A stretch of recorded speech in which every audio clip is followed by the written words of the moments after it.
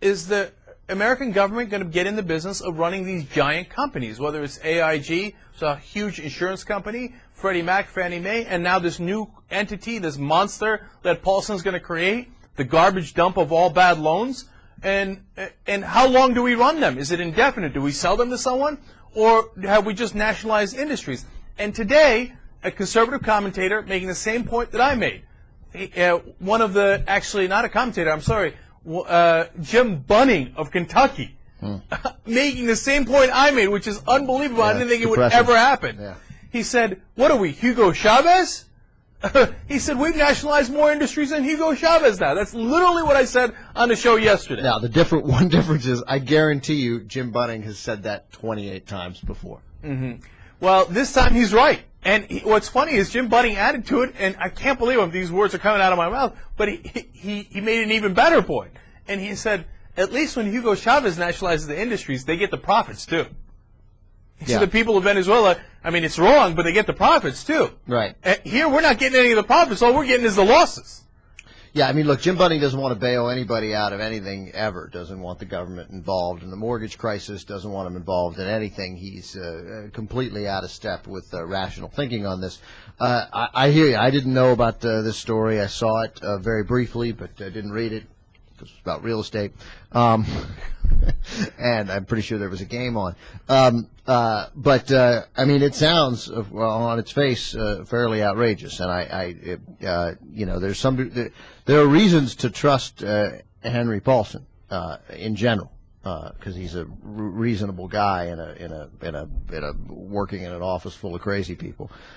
But what's the reasoning behind it? What is it? What's the reasoning is, hey, we settled down the markets. And remember, Henry Paulson worked for Goldman Sachs, okay? I don't know if he still has money in Goldman Sachs. He probably does. And Goldman Sachs eventually made it onto a list of, well, if everybody's going under, even though Goldman Sachs is the most solid of these financial companies, at some point you got to start asking questions about that too. And I mean, people talking about Morgan Stanley next, Washington Mutual next. And one part of Henry Paulson's motivation might be, we got to stop the bleeding. This is as bad an economic crisis as we've had since the Great Depression. And that's a perfectly legitimate consideration. The other part of his reasoning might be, hey, man, if it gets to Goldman Sachs, I lose all my money. Okay? And and he's from Wall Street. So, and that doesn't mean he's a bad guy, but it means that's where his concern lies. Right. And so he wants to stop the bleeding. And if the American taxpayer has to take a hit for it, well, they did it under the guise of helping the economy. Now, here's why it's really bad. Because it sets a terrible precedent. This is like when they pardoned Nixon.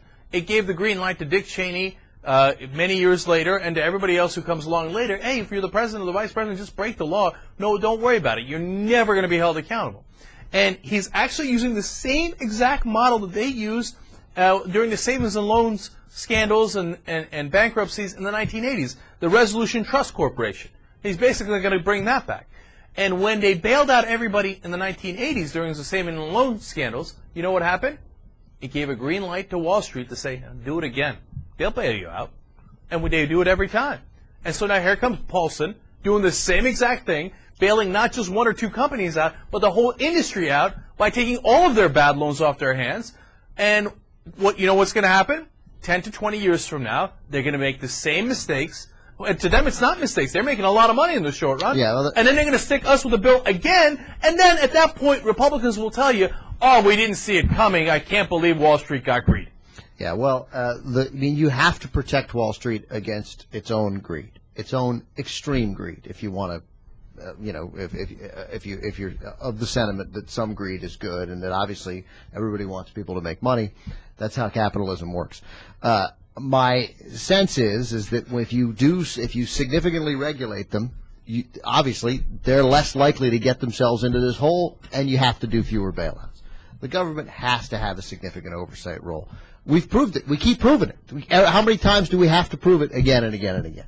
And look, I don't even want to frame it as extreme greed. It's a perfectly fine thing to say, but it's a matter of setting out incentives and disincentives. If you give people an incentive to make a lot of money and then have somebody else pay the bill later, they're human beings. They're going to take that incentive.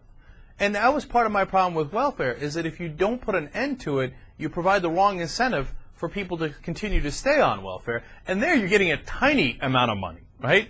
At Wall Street, you're getting a gigantic amount of money without having to deal with the repercussions too much at all. You know the bailout's coming at some point or another. And in fact, of course, they think, we're not going to, it's not like they thought we're going to get bailed out. They thought, oh, we won't run into trouble. It'll be fine. It'll be fine. But that's why you need government to say, hey, here's what you cannot do. Okay? I'm not limiting anything you can do, but there are going to be bounds here. I keep coming back to this because I think it's such an obvious idea, and I don't even know why the Democrats don't talk about it. If you make a loan, you have to keep the loan. Simplest rule in the whole wide world. Yeah, but it's confusing. And then you can't. I mean, what do you mean? Exactly. And that solves so many of these issues because they had no incentive to give good loans because they just peddle them off to somebody else and they'd make money off the interest and the charges. So, I mean, that is one of many, many things you can do that is sensible regulation. If you take away those sensible regulations, then of course people are going to behave in a manner that makes them the most amount of money in the short run, and actually it lasted for a long time, in the mid run and sometimes in the long run. And then when you go bail them out, then you say, hey, don't worry, you get a free ride forever.